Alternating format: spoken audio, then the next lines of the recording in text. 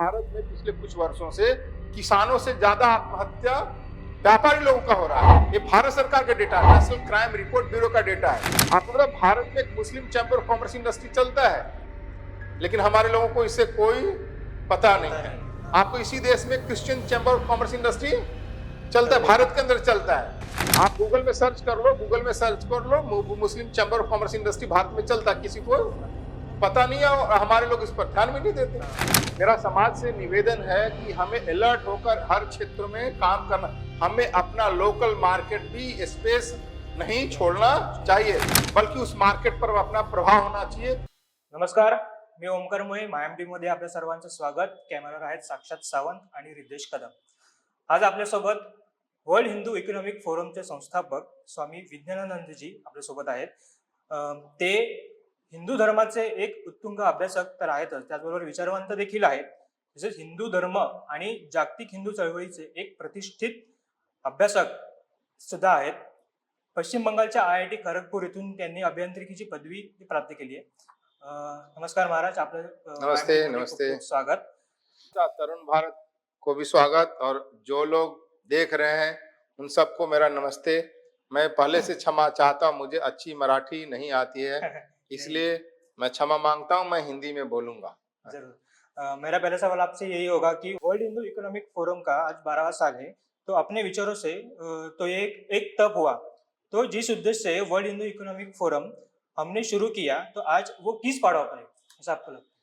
देखो क्या है, वर्ल्ड हिंदू इकोनॉमिक फोरम के शुरुआत के पीछे का थोड़ा मैं बैकग्राउंड देता हूँ, तो थोड़ा आप लोग सभी लोगों को, सुनने वालों को जो है और आपको भी समझ में आ गया, क्लैरिटी आ गई कि जब मैं थोड़ा वर्ल्ड का रेनेसेंस मूवमेंट, जो जातियों में जहां जहां रेनेसेंस हुआ, पुनर्जागरण हुआ, उसका मैं पढ़ना शुरू किया, तो आधुनिक काल में मैंने देखा कि जो रेनेसेंस हुआ वो ज्यूस लोगों का बड़ा हुआ है ना। यहूदी लोग जो है, इजराइल के लोग, 2000 साल तक उनके पास धरती नहीं था, उनका राजा नहीं था, देश नहीं था, कुछ भी नहीं था। एक थियोडर हर्जल नाम करके जर्नलिस्ट ने कॉन्फ्रेंस किया, जाउनिसली का कॉन्फ्रेंस है ना। अब वहां चर्चा होती है कि हमें अगले 5 साल नहीं तो 50 साल पे यहूदियों को अपने देश लौटना है ना। देश तो है नहीं, देश तुर्की के हाथ में है, वहां मियाँ लोग बसे हुए उनकी धरती पर, वहां जाना है, कोई सेना नहीं, आर्मी नहीं, कुछ भी नहीं है।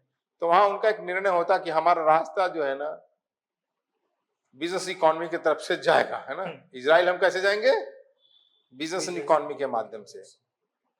तो आप सब जानते हैं, उन्होंने, मैं डिटेल में नहीं जाता हूं क्योंकि ज्यूस हिस्ट्री का चर्चा नहीं करना है, वो बिजनेस इकोनॉमी के रास्ते गए। आज दुनिया में यहूदियों के पास बहुत बड़ी आर्थिक महाशक्ति है, उसका प्रभाव है, ये प्रभाव अर्थ के प्रभाव के कारण से। और आपको पता है 50 साल में उन्होंने इजराइल बना दिया।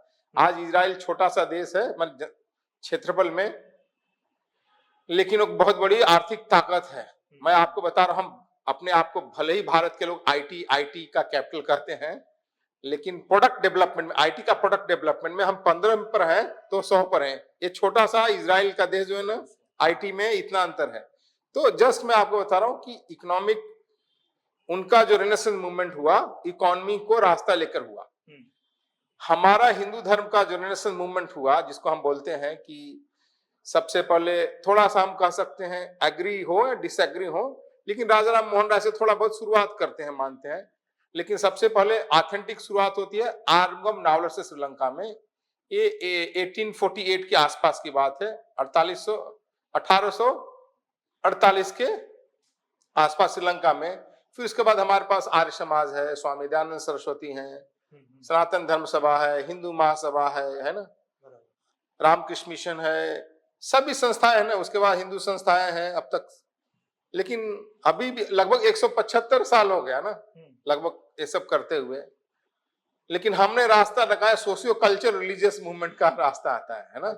फिर भी आज हम दुनिया में न आर्थिक दृष्टि से उतने प्रभावी हो पाए, न हमारी दुनिया में वैसा पहचान बन पाए, न वैसा रिस्पेक्ट बन पाया, क्योंकि हमने सोशियो कल्चर रिलीजियस अपनाया, रास्ता अपनाया है ना। यहूदियों ने इकोनॉमी के थ्रू रास्ता अपनाया। देखो छोटा सा देश है, अपना देश भी बना लिया, दुनिया में आर्थिक दृष्टि से प्रभावशाली है, दुनिया में रेस्पेक्ट भी हो गया, उनकी आइडेंटिटी भी हो गई। तो पहला चीज है, तो ये दृष्टि था ना कि इकोनॉमी को हमने इग्नोर किया है ना। तो हम लोग को पहला दृष्टि था हिंदुओं को हिंदू के रूप में इकोनॉमी के बारे में सोचना है।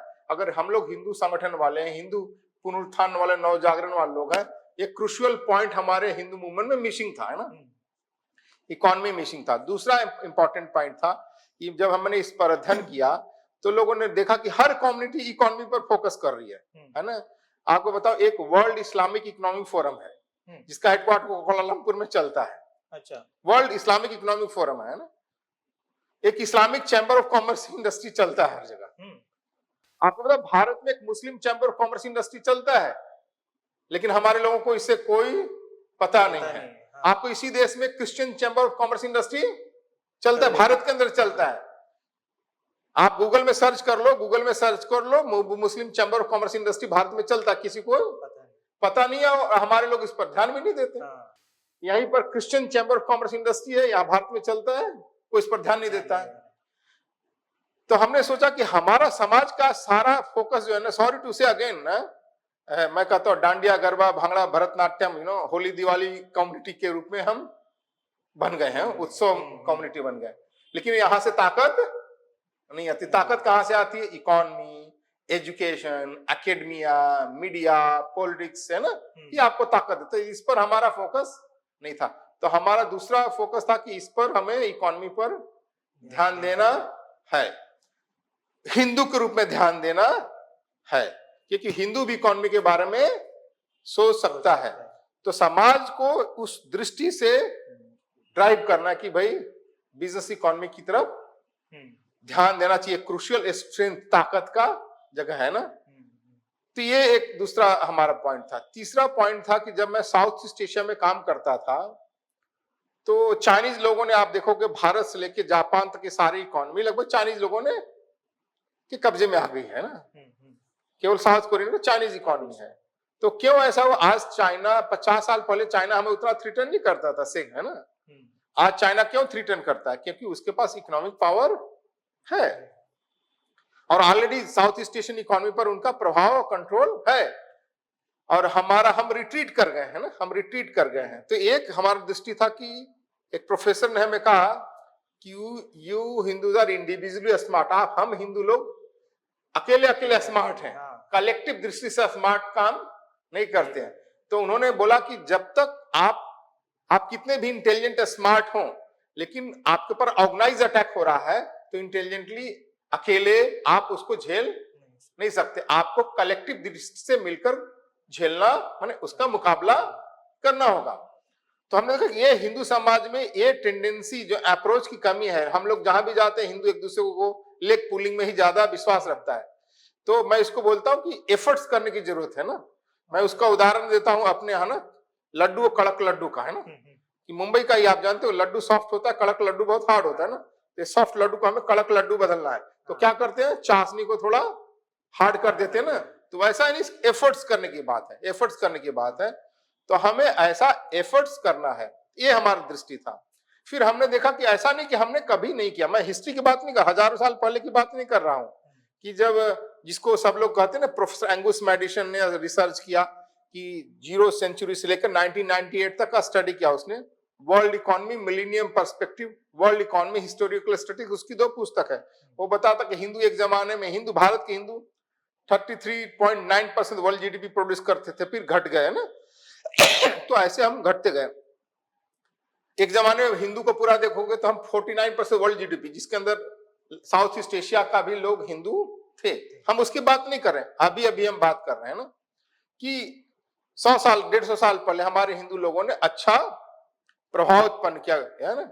वो एक क्लाउ मर्कोटिस कहता है कि जब हिंदू बिजनेसमैन जो है ना, जब वर्ल्ड की कैपिटलिस्ट इकोनॉमी पर यूरोपियन लोगों का कब्जा था, हिंदू बिजनेसमैन जो है ना, कोबे जापान से लेकर पनामा तक पैरेलल चेन ऑफ लाइन खड़ा किया ना। उसमें कहीं पर चेटियार, रेडियार, मुदलियार, पंजाबी, भाटिया, सिंधी, गुजराती, है ना, जैन, मारवाड़ी, सब लोगों ने काम किया ना। और कहता एक दूसरे को सपोर्ट करते थे, एक दूसरे को सपोर्ट करते थे। मैं ध्यान देने के लिए बात है कि ये लोग कोई आईआईटी के पढ़े हुए नहीं थे, कोई आईएम के पढ़े हुए नहीं थे, अंग्रेजी भी नहीं जानते थे। उस समय इंटरनेट कंप्यूटर नहीं था, फिर भी ये सिंपल हम्बल पढ़े लिखे जो लोग थे, सिंपल हम्बल पढ़े लिखे जो लोग थे, एक दूसरे को सपोर्ट करते हुए आगे बढ़े। वो आज के हमारे हिंदू समाज में अभाव दिखाई दे रहा था। इन सब चीजों को लेकर कर जब हमने काम शुरू किया तो लोगों ने कहा कि ये नहीं चलेगा, तुम्हारा हिंदू के नाम पर कभी चलेगा नहीं, है ना, हिंदू के नाम पर कोई बिजनेस इकोनॉमी में नहीं आएगा। तो मैं कहा लेट मी ट्राई, हमें कोशिश तो करने दो। तो जब हमने प्रारंभ किया, जो लोग कहते थे कोई नहीं आएगा, आज 12 साल में हम कह सकते हैं कि हम दुनिया भर में, है ना, Hong Kong, Bangkok, Delhi, London, Los Angeles, Chicago, दुनिया भर में हमने वर्ल्ड हिंदू इकोनॉमिक फोरम किया। और सब बड़े बड़े हिंदू और बड़े बड़े दुनिया भर के व्यापारी और बड़े बड़े पॉलिटिशियन, मिनिस्टर, जो दूसरे लोग भी हैं, है ना, वो भी इस प्लेटफॉर्म पर आए और इसका एक्सेप्टेंस है, इसका रेस्पेक्ट है। तो सबसे बड़ी चीज है कि जो कहते थे कि हिंदू हिंदू के नाम पर कभी इकट्ठा नहीं होगा, वो भी बिजनेस इकोनॉमी लाइन पर, तो हमारी सबसे बड़ी सफलता है कि अब हिंदू हिंदू बिजनेसमैन के रूप में हिंदू प्लेटफॉर्म पर हिंदू के रूप में मिल रहा है और आपस में ग्लोबली, जिसको कह सकते हैं, आपस में बिजनेस करना प्रारंभ कर दिया है। एक दूसरे को सपोर्ट भी करना शुरू कर दिया, जो हमने काम शुरू किया था वो भी करना शुरू कर दिया है और ये आगे बढ़ रहा है। अब लोकल से ग्लोबल, पहले ग्लोबल था, अब लोकल भी आएगा, लोकल से ग्लोबल इंटीग्रेशन हो रहा है। यही हमारी सबसे बड़ी सफलता है। वाह। भारत के अलावा विश्व के अन्य देशों के हिंदुओं का अभी कैसा प्रतिसाद है? देखो, मैं world Hindu economic forum Bharat से बाहर ही शुरुआत हुआ है ना, तो इसका भारत से बाहर बहुत ही ज्यादा अच्छा रेस्पॉन्स, जिसको प्रतिसाद है और सपोर्ट है, और भारत से बाहर बहुत ही अच्छा काम कर रहा है, बहुत अच्छा फैल रहा है और बहुत अच्छा रेस्पॉन्स। अभी मैं आपको बता रहा हूं, हमारा अभी कल ही 2 चैप्टर लंदन में, और मैंने यूके के अंदर, ब्रिटेन के अंदर 2 लाख चैप्टर लॉन्च होगा। अभी हमारा अगला कॉन्फ्रेंस ऑस्ट्रेलिया के अंदर है ना, और उसको ऑस्ट्रेलियन गवर्नमेंट ही भी सपोर्ट कर रहा है ना। तो भारत से बाहर इसका बहुत ही अच्छा उत्साहजनक रेस्पॉन्स और सपोर्ट भी है। तो 12 साल बाद हिंदुओं को क्या लाभ हुआ ऐसे आपको लगता है? हिंदुओं को सबसे बड़ा लाभ हुआ कि जो कहा जाता था ना कि हिंदू हिंदू के रूप में एक प्लेटफॉर्म पर नहीं आएगा, ये डिस्पेल हो गया कि नहीं, हिंदू हिंदू के रूप में प्लेटफॉर्म पर आएगा। हिंदू एक दूसरे को बिजनेस इकोनॉमी में सपोर्ट नहीं करता, ये मिथ को भी हमने तोड़ा। अब हिंदू हिंदू के रूप में ऑर्गेनाइज तरीके से सिस्टम प्रोसेस के दूसरे एक दूसरे को कोऑपरेट, कोलैबोरेट, सपोर्ट कर रहा है। तीसरा चीज हो कि इसके माध्यम से Hindu prosperity, engagement, interaction, business economy बढ़ रहा है, यही इसकी सफलता है। ओके। हिंदू अर्थशास्त्र, हिंदू पॉलिसी, हिंदू व्यवसाय दृष्टि, इन विषयों को गंभीर से नहीं लिया गया। नेहरूवियन विचारवंतों ने पश्चिम के रिसर्च और डिसिप्लिन को भारत को सही मानकर नीति निर्धारण किया गया।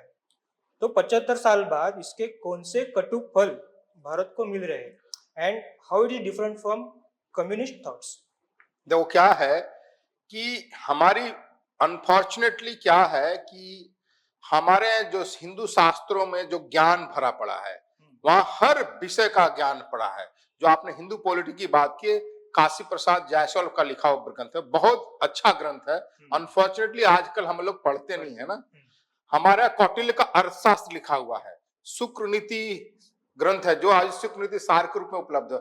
हमारे महाभारत भरा पड़ा है।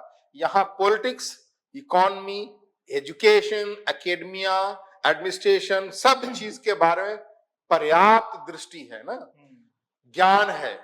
क्या टैक्सेशन होना चाहिए, है ना, क्या इंटरनेशनल ट्रेड होना चाहिए, सबका विषय है। लेकिन अनफॉर्चुनेट क्या है, जिसको कि वर्ल्ड हिंदू इकोनॉमिक फोरम अंग्रेजी में कहते हैं डिस्पेल करने की कोशिश कर रहा है कि हिंदू का अर्थ कोई कर्मकांड, पूजा और रिचुअल, डांडिया, गरबा, भांगड़ा, गणेश उत्सव और होली दिवाली करने वाला ही दृष्टि नहीं है। ये भी हम करते हैं, मेरा इससे विरोध, ये भी हम करते हैं, लेकिन इसके अलावा भी हमारी हर विषय में दृष्टि है। ये सब शास्त्रों में है। उसी चीज को हम बोलते हैं कि ये हमारी हिंदू दृष्टि क्या है। जो आपने कम्युनिस्ट की बात की, कम्युनिस्ट क्या कहता है, वेल्थ डिस्ट्रीब्यूशन की ज्यादा बात करता है ना, कि इक्विटेबल डिस्ट्रीब्यूशन कर दो, लेकिन जनरेशन की बहुत ज्यादा बात नहीं करता। कैपिटलिस्ट लोग क्या कहते हैं, they talk about the wealth creation की तो बात करते हैं, बट शेयरिंग की बात नहीं करते। हमारा इकोनॉमिक थॉट क्या है, एक इंटरनेशनल जर्नलिस्ट ने हमसे पूछा कि स्वामी जी, आपका वर्ल्ड हिंदू इकोनॉमिक फोरम का थॉट प्रोसेस और इकोनॉमिक फोरम के थॉट प्रोसेस में क्या अंतर है?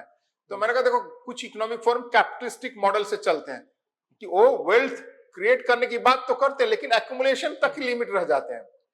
कई लोग सरिया फोकस्ड है ना, है ना, सरिया रिलीजियस फोकस है, वो उसी इर्द गिर्द अपने रह जाते हैं।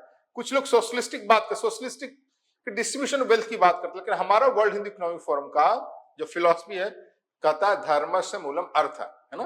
धर्म का मूल क्या है?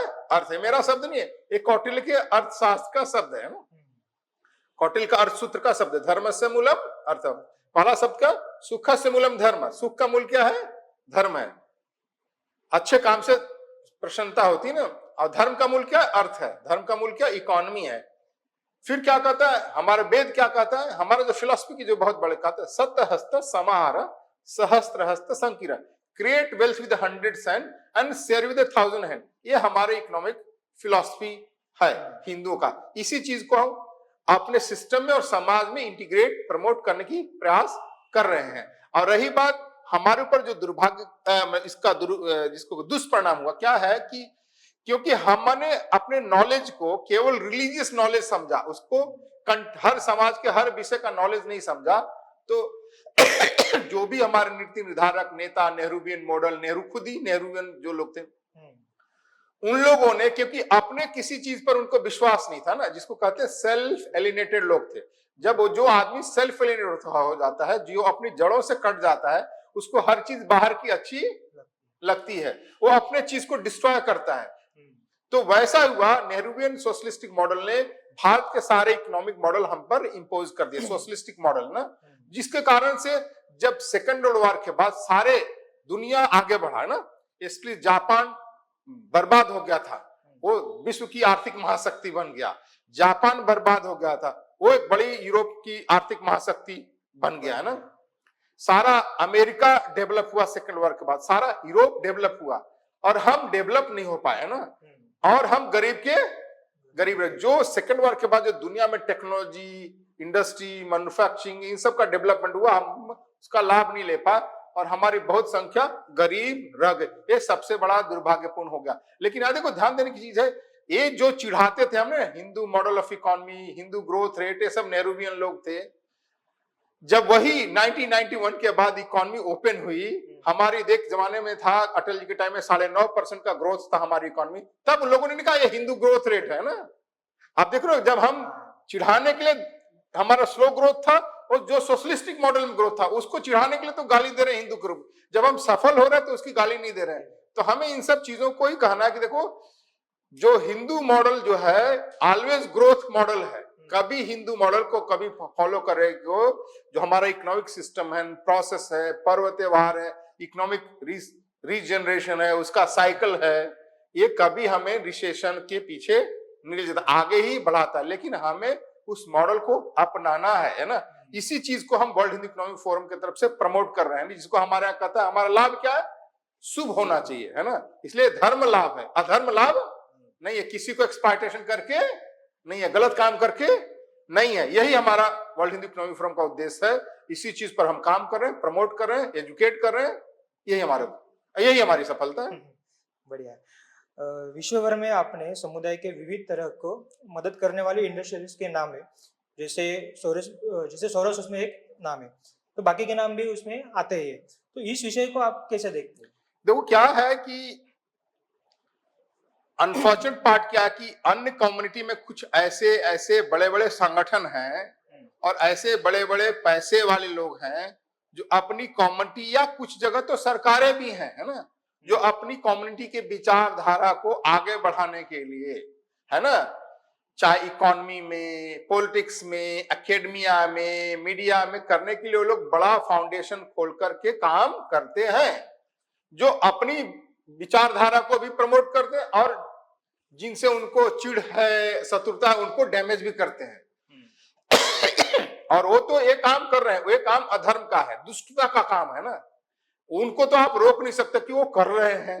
हमारा काम होना चाहिए कि हमारे भी हिंदू बिजनेसमैन, पैसे वाले लोग हमारे यहाँ भी हैं, उनको इन सब चीजों को फोकस करके, सरकार करे या नहीं करे, सरकार करे या नहीं करे, हमें ऐसा फाउंडेशन बना करके अपनी विचारधारा, अपनी कम्युनिटी, अपने समाज को बढ़ाने के लिए, हिंदू धर्म को, समाज को बढ़ाने के लिए हमें कलेक्टिव दृष्टि से काम करना चाहिए। और किसी भी काम करने के लिए फंड की तो आवश्यकता होती है, इसलिए हमें फंड भी ऐसे लोगों को इकट्ठा करना चाहिए। अगर नहीं करेंगे तो क्या होगा, ऑर्गेनाइज तरीके से जहां से फंड आ जाएगा, बड़ा फंड, उसके सामने इंडिविजुअल एफर्ट जो स्कैटर्ड एफर्ट जो है ना बहुत ज्यादा प्रभावी नहीं होगा।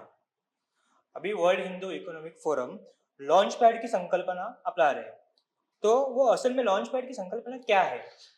ऐसा था कि वर्ल्ड हिंदू इकोनॉमिक फोरम के अंदर देखो हम 5-6 चीज काम करते हैं, ऐसे काम तो बहुत सारे लेकिन 5-6 मेन काम करते हैं। देखो पहला चीज है वर्ल्ड हिंदू इकोनॉमिक फोरम का जो हमारा काम है कि ग्लोबल मार्केट एक्सेस करना और लोकल मार्केट एक्सेस करना, क्योंकि भारत देखो वर्ल्ड की 5th लार्जेस्ट इकोनॉमी है ना, अब 3rd लार्जेस्ट इकोनॉमी बन जाएगा कुछ सालों में, है ना, लेकिन अभी भी 2nd और 1st बनने में बहुत टाइम लगा। उस क्यों कि हमने दुनिया के मार्केट पर उतना अभी भी प्रभाव नहीं है। चाइना 70% वर्ल्ड पॉपुलेशन है, लेकिन वर्ल्ड का 45% प्रोडक्शन करता है और उस प्रोडक्शन को बेच भी लेता है ना, तो तभी तो उसकी इकोनॉमी इतनी बड़ी। हमारा है कि हम दुनिया में और बड़े मार्केट हैं, एशिया के मार्केट हैं, अफ्रीका के मार्केट हैं, यूरोप के मार्केट हैं, साउथ अमेरिका है, इन सब मार्केटों पर हमारा अच्छा पकड़ प्रभाव होना चाहिए जिससे कि हम प्रोडक्शन कर सकते वहां बेच सके ना। तो ये इंटरनेशनल लेवल मार्केट जो हम प्राइमरीली काम करते हैं। दूसरा चीज हमारा जो काम है कि हमारे भारत के अंदर भी बहुत सारे क्षेत्रों में हम लोकली भी अपने मार्केट खोते जा रहे हैं, है ना, हम रिट्रीट कर रहे हैं, पीछे हट रहे हैं। तो ये बहुत डेंजरस सिचुएशन है हिंदुओं के लिए। मैं वार्न करता हूं कि भारत के अंदर बहुत सारे ट्रेड, कॉमर्स, बिजनेस एक्टिविटी, छोटा बड़ा, जैसे मैं बोलता हूं ना, फूड, इटरी, रेस्टोरेंट, फूड, फल, सब्जी, मैकेनिक, इलेक्ट्रिशियन, वायर, प्लम्बर, बहुत सारे ट्रेड, कॉमर्स, बिजनेस एक्टिविटी से हम रिट्रीट कर रहे हैं। ये बहुत डेंजरस सिचुएशन है, हमें इसको रोकना चाहिए।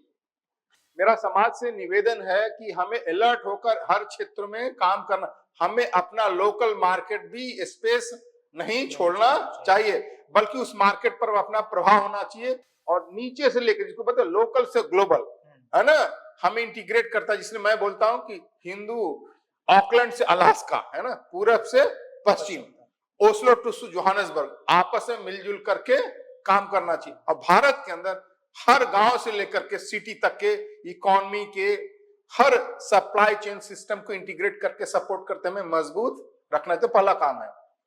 जो कई जगह हम रिट्रीट कर रहे हैं, है ना, रिट्रीट को समझ लो, अब आप मराठी में पता नहीं कैसे समझा पाओगे कि हम आप कमेंट कर देना कि हम जो हमारा ट्रेडिशनल प्रोफेशन था, है ना, हम उसको छोड़ के कर रहे हैं, है ना, और दूसरे लोग उसको कब्जा कर रहे हैं, है ना, ये मतलब हमारा रिट्रीट। तो अब समझ सकते हैं हमारे जो दर्शक लोग जो इंटरव्यू हमारा सुन रहे हैं। तो ये मैं दूसरा चीज है कि बिजनेस इकोनॉमी के लिए हमें अफोर्डेबल कैपिटल का इकोसिस्टम, भारत में अभी भी इकोसिस्टम नहीं है। देखो अमेरिका में बड़े बड़े कंपनियां, नेटफ्लिक्स, अमेजन और जिसको कहते हैं गूगल, माइक्रोसॉफ्ट, ये सब बैंक के पैसे से नहीं बढ़े हुए, मार्केट के पैसे से बने हुए। तो बिजनेस इकोनॉमी के लिए जरूरत है कि अफोर्डेबल कैपिटल हो। भारत में अभी भी महंगा है। ये मैं 12 साल, 13 साल, 14 साल से मैं बोल रहा हूं कि बिजनेस के लिए हमें अफोर्डेबल कैपिटल का इकोसिस्टम डेवलप करना चाहिए। अभी हफ्ते 10 दिन पहले निर्मला सीतारमण ने बोला भारत में बिजनेस के लिए अफोर्डेबल कैपिटल मिलना चाहिए। तो ये है कि ये जिस पर हमें काम करते हैं। तीसरा चीज है कि टेक्नोलॉजी का इंटीग्रेशन होना बहुत जरूरी है, नहीं तो आप बाहर हो जाओगे, है ना। एक उदाहरण मैं बता रहा हूं, नोकिया इतना पावरफुल कंपनी था मोबाइल का, स्मार्टफोन आ गए तो नोकिया बाहर हो गया, ज्यादा देर नहीं लगा, 6 महीने में बाहर हो गया। तो टेक्नोलॉजी का इंटीग्रेशन, इनोवेशन, अपना प्रोडक्ट, पेटेंट, इंटेलेक्चुअल प्रॉपर्टी हमारे हाथ में होनी चाहिए। जो चौथा जो चीज है जिसको मैं बोलता हूं, हमें अपना, हाँ टैलेंटेड बहुत लोग हैं, उसको टैलेंट को इंटीग्रेट करना चाहिए बिजनेस इकोनॉमी ना, तो जिससे कि हमारा बिजनेस इकोनॉमी बढ़ेगा। आप सबको पता है भाटिया जी ने इंडिगो एयरलाइन शुरू किया, तो वो तो टिकट बेचने वाले थे, ऑपरेशन नहीं जानने वाले। गंगवाला है, यूएस एयरवेज के सीईओ थे, उन्होंने इंडिगो कम 10 साल से कम समय में नंबर 1 एयरलाइन बना दिया, है ना। तो ये अपना टैलेंट था, नहीं तो हो क्या हम लोग बड़े खुश होते कि सत्ता, नडेला, सुंदर पिचई ये सब विदेश जाते हैं और वहां की इकोनॉमी को रिच कर रहे हैं ना, हमारे टैलेंट से वो तो दूसरों को अमीर बना रहे हैं, अपने देश को तो उतना फायदा नहीं हो रहा। तो ये हमें कहा। पांचवा जो इंपॉर्टेंट चीज है जिस पर हम काम करते हैं, यंग लोगों को प्रमोट करना, है ना, बिजनेस इंटरप्रेन्योरशिप में। और यंग लोगों के पास कई बार आइडिया है, टैलेंट है ना, जो मैं लॉन्च पैड की जो बात कर रहा हूं, बिजनेसमैन को, लोगों, यंग लोगों के पास टैलेंट है, आइडिया है, लेकिन वो सपोर्ट सिस्टम नहीं, इकोसिस्टम नहीं है। आइडिया है, कोलेटरल नहीं है, तो बैंक से पैसा नहीं मिलेगा। तो अब इनको इंकरेज करने के लिए, प्रमोट करने के लिए लॉन्च पैड की काम का है, एफर्ट्स है कि बिजनेस अच्छे जो बिजनेस आइडिया रखने वाले यूथ है वो हमारे पास अपना प्रपोजल भेजेंगे, हमारी एक्सपर्ट टीम जो है उसको स्क्रूटनी करेगी कौन वायबल बिजनेस में बदल सकता है। तो उनको क्या है, उनको हम लॉन्च पैड में उनको मौका देंगे अपना आइडिया इन्वेस्टर लोगों के सामने वहीं पर बताएं, जो अच्छा लगा इन्वेस्टर लोगों को तो उसमें इन्वेस्ट करेंगे।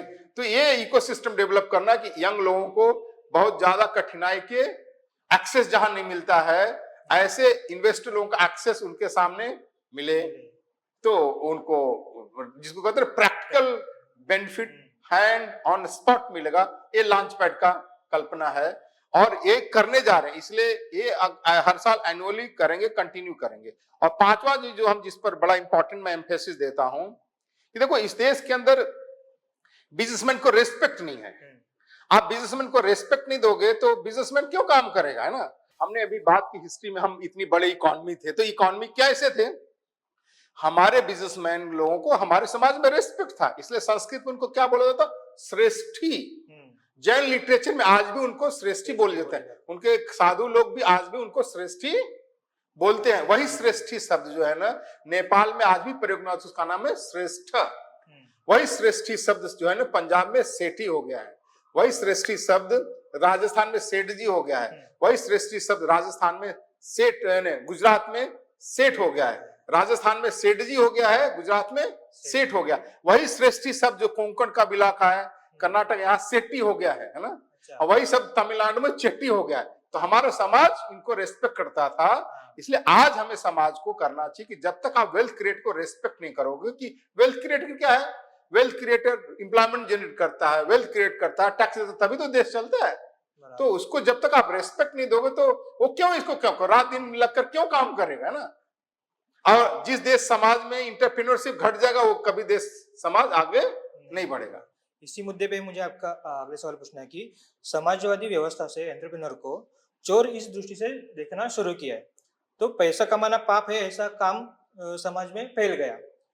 हिंदू बिजनेस हाउस भी इसके विक्टिम है, तो अपना आयाम इस पर कैसे अभिव्यक्त होगा। देखो क्या है, पहला चीज है कि ये हिंदू बिजनेसमैन को गाली देने की परंपरा का शुरुआत क्या हुआ, ये जब स्वतंत्रता आंदोलन 1857 के बाद स्वतंत्रता का आंदोलन शुरू हुआ। चलो जैसे वासुदेव बलवंत फड़के का महाराष्ट्र में हुआ है ना, फिर बंग भंग का आंदोलन वहां हुआ और बहुत सारे एक्टिविटी हुई। तो इन सब एक्टिविटी को अंग्रेजों को लगा इसमें बिजनेसमैन ही पैसा देता है, बिना बिजनेसमैन के आंदोलन नहीं चलता है। तो बांटो और राज करो की नीति यहां भी लगाया कि इस जो बिजनेसमैन ये नेशनलिस्ट मूवमेंट को सपोर्ट करता है इसको डिफेम करो, है ना, कि ये चोर है, ये सूदखोर है, बनिया जिसको कह सकते हैं, इस तरह का इमेज बनाया। और इस चीज को बॉलीवुड जो है ना सिनेमा इंडस्ट्री ने भी बहुत ज्यादा मजबूत किया। एक रिसर्च बोलता है कि बॉलीवुड में 62% करप्ट बिजनेसमैन जो है ना वो 62% करप्ट बिजनेसमैन जो बॉलीवुड में उनका सरने बनिया है ना।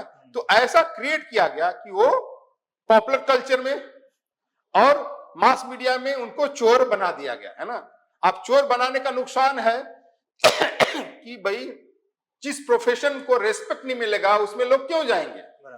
तो आज भी हमारा लार्जर बड़ा समाज के नौकरी ढूंढता है, तो नौकरी ढूंढने वाला के समाज को में आगे और देश आगे नहीं बढ़ेगा, है ना। समाज भी आगे नहीं बढ़ेगा, देश भी आगे नहीं बढ़ेगा। ये सबसे बड़ा नुकसान है कि अंग्रेजों ने शुरू किया, उसको कम्युनिस्टों ने सोशलिस्टों ने फैला दिया, वेल्थ क्रिएटर को चोर बना दिया। जबकि आपको एक बता रहा हूं, सबसे बड़ा दुर्भाग्यपूर्ण क्या है, भारत में पिछले कुछ वर्षों से किसानों से ज्यादा आत्महत्या व्यापारी लोगों का हो रहा है। ये भारत सरकार का data, national crime report bureau का डेटा है, लेकिन इस पर कोई चर्चा नहीं। तो क्यों कि व्यापारियों के प्रति सहानुभूति नहीं है। आप समझ रहे ना, सबसे बड़ा नुकसान हो कि इतना बड़ा समाज है जो करोड़ों लोगों को एम्प्लॉयमेंट देता है, करोड़ों लोगों को एम्प्लॉयमेंट देता है और वेल्थ क्रिएट करता है, टैक्स देता है, उसके प्रति सहानुभूति लोगों की मर गई। तो ये बहुत बड़ा नुकसान है, ये हमारे लिए बहुत बड़ा डेंजरस चीज है। मेरा आखिरी सवाल आपसे होगा कि वर्ल्ड हिंदू इकोनॉमिक फोरम का इस साल उद्देश्य क्या है? देखो, इस साल उद्देश्य का मेन पर्पज, देखो भारत अब धीरे धीरे इकोनॉमी से बड़ा इकोनॉमी बन रहा है, और जिसको कह सकते हैं, अंग्रेजी में कहते हैं कि हम लोग we are on the cusp of history, कि हम ऐसे मोड़ पर हैं जब इतिहास बनाने की ओर है ना, कि हम 5 से हम कुछ ही वर्षों में 3 पर चले जाएंगे। तो 3 पर जाने के लिए केवल एक ही नरेंद्र मोदी के कारण से नहीं होगा। हमारा नरेंद्र मोदी का तो पॉलिसी फ्रेमवर्क एफर्ट्स करेंगे, तो हमें पहले समाज एज ए होल, जिसमें businessman, industrialist, bureaucrats, professional, judiciary, media, society as whole, हमें वो दृष्टि लेके आगे बढ़ना होगा कि हमें 5 ट्रिलियन इकोनॉमी बनना है। तो एक पहला फोकस है कि कैसे विकसित भारत की ओर जर्नी है, और विकसित भारत बनने के लिए हमारा क्या क्या इंपॉर्टेंट बिजनेस एफर्ट्स होने चाहिए ना, दोनों चीज, गवर्नमेंट की तरफ से पॉलिसी फ्रेमवर्क क्या होना चाहिए, ये भी हमारा उसके अंदर डिस्कशन है, और बिजनेसमैन को क्या स्टेप्स लेना चाहिए, जैसे इंडस्ट्री, प्रोडक्शन, मैन्युफैक्चरिंग है ना, उस पर चर्चा है। डिफेंस में हम आगे बढ़े, डिफेंस पर चर्चा है। इलेक्ट्रॉनिक्स हमारा बड़ा सेटबैक का इंडस्ट्री रहा है, इलेक्ट्रॉनिक्स पर चर्चा कैसे इसको बढ़ा रहे हैं। एग्रीकल्चर पर चर्चा है कि किसानों को कैसे प्रॉफिटेबिलिटी मिले। तो ऐसे लगभग वहां पर 32 टॉपिक हैं है ना, बिजनेस इकोनॉमी पर, जिस पर हमें यही सारे हमारे टेक्नोलॉजी है, एआई है, हर विषय पर है चर्चा है कि हम कैसे उस तरफ से फोकस होकर आगे बढ़े। धन्यवाद स्वामी विद्यानंद जी, मधुर भारत को समय निकाला और इतना अनमोल ज्ञान आपने अभी हमारे दर्शकों को दिया। हाँ, पहले मेरा फिर तरुण भारत के जो भी ये पॉडकास्ट देख रहे हैं दर्शक, उनको धन्यवाद। मैंने प्रयास किया हिंदी में बताने के लिए, और हो सकता है आपको कई जगह समझ में आया होगा, मैं सरलता से बोला हूँ, फिर भी अगर कहीं जगह कठिनाई हो तो मैं क्षमा चाहता हूँ। अभी तो कभी बाहर जब मुंबई में आऊंगा तब मराठी पढ़ेंगे, तब मैं मराठी में बात तब करूंगा। हम फिर से मुलाकात हाँ, करेंगे, करेंगे, फिर से हाँ। interview करेंगे आपका। धन्यवाद। व्हिडिओ कसा वाटला हे आम्हाला कमेंट मधून नक्की कळवा। असेच व्हिडिओ पाहण्यासाठी आमच्या फेसबुक पेजला लाईक आणि युट्यूब चॅनलला सबस्क्राईब करायला विसरू नका। तुर्तास धन्यवाद।